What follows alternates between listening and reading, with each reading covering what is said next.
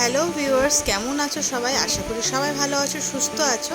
আজকে আমি চলে এসেছি রথযাত্রা উপলক্ষে একটা ইনভিটেশনে। তো আমাদের সহপরিবারে সেখানে সবাইকে আমন্ত্রিত করা হয়েছে।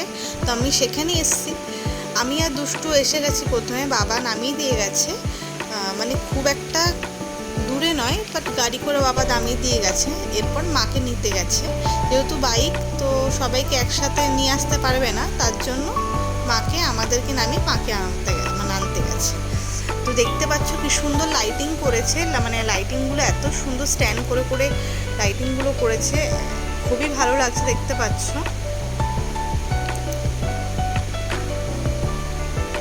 তো এইটা হচ্ছে, এইখানে হচ্ছে, এদিকেই হচ্ছে বাউলের অ্যারেঞ্জ করা হয়েছে।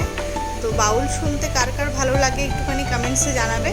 তো এখানে বাউলের অ্যারেঞ্জ করা হয়েছে। মূর্তিটা দেখাবো, এত সুন্দর অপূর্ব অসাধারণ মূর্তি দেখতে পাচ্ছ জগন্নাথ দেবের। মানে মনে হচ্ছে স্বয়ং জগন্নাথ সামনে মনে হচ্ছে মানে বসে আছে। জগন্নাথ, সুভদ্রা, বলরাম তিনজন ওখানে সামনে বসে আছে। আমরা তো খুব এনজয় করেছি, ওখানে গিয়ে খুব মজা হয়েছে। তো মা বাবা দেখতে পাচ্ছে এখানে বাউল শুনছে, এখানে বসে, মানে মা বাবার বাউল খুব পছন্দ। কাকিরা সামনে বসে আছে। তো মাকে একবার তাকাতে বলছে এদিকে। দেখতে পাচ্ছি কত সুন্দর বাউল অ্যারেঞ্জ করেছে, আর অনেকক্ষণ পর্যন্ত চলেছে বাউলের সব কিছু দেখতে পাচ্ছি। বাউলের গানগুলো অনেক রাত পর্যন্ত চলছে, বাট আমরা চলে এসেছি। দেখতে পাচ্ছি কত সুন্দর করে বাউলের পুরো সেটআপটা অ্যারেঞ্জ করেছে। তো সবার বাউল গান শোনা হয়ে গেছে, এবার যাবো ঠাকুরের প্রসাদ গ্রহণ করতে।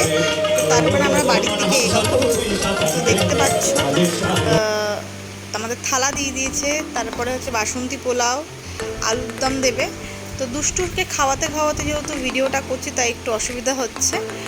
দেখতে পাচ্ছ চাটনি দিয়ে দিয়েছে, পাঁপড় দিয়েছে, পায়েস দিয়েছে। দেন আমাদের খাওয়া কমপ্লিট হয়ে গেছে। তো পরে দেখা হবে নেক্সট ব্লগে। টাটা।